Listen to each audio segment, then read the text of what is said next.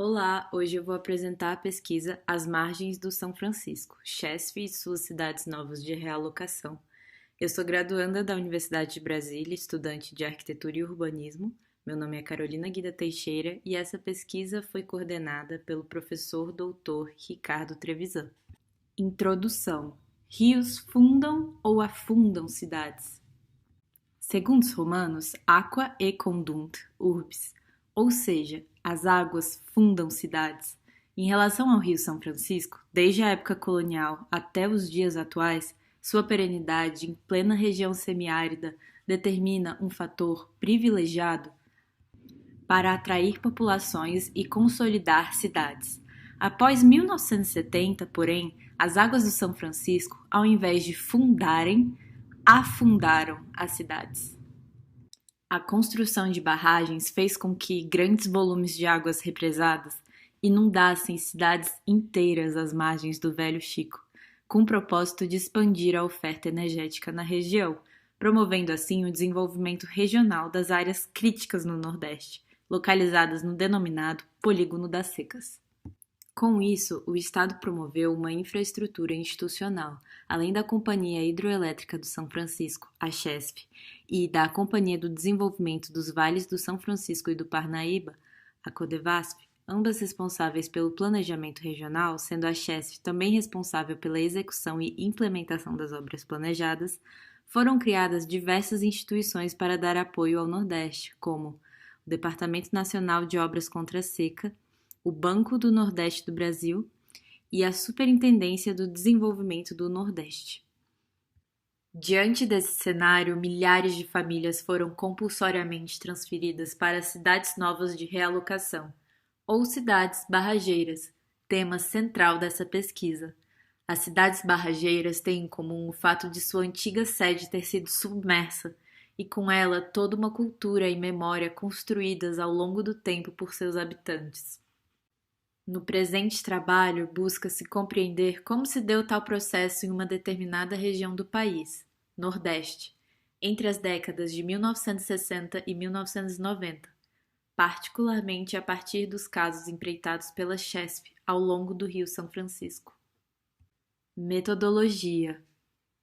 Tratando-se de um estudo de uma base histórico-documental, recorreu-se inicialmente ao acervo de documentos históricos disponibilizados pela CHESF, de posse do orientador, além de 3 outras fontes principais, entre elas o livro Cidades Novas, de Ricardo Trevisan, do Plano da Região ao Traçado Urbano, a Experiência de Planejamento Integrado da CHESF, livro de Antônio Willamis Fernandes da Silva, assim como a tese de doutorado de Avani Terezinha Gonçalves Torres, Os Meandros da Política Hídrica do Comitê de Bacia Hidrográfica do São Francisco, Representatividade, Efetividade e Formação de Hidroterritórios.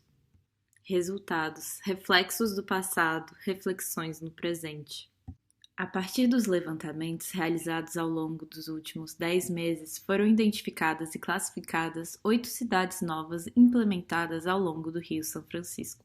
Serão tratadas especificamente as cidades realocadas a partir da construção de 3 hidrelétricas: Sobradinho, Itaparica e Xingó. Nesse mapa da barragem de Sobradinho, no estado da Bahia, podemos observar a localização de 4 delas, vistas mais detalhadamente a seguir. Da esquerda para a direita, no mapa, temos inicialmente Pilão Arcado, Remanso, Centro-Sé e Casa Nova.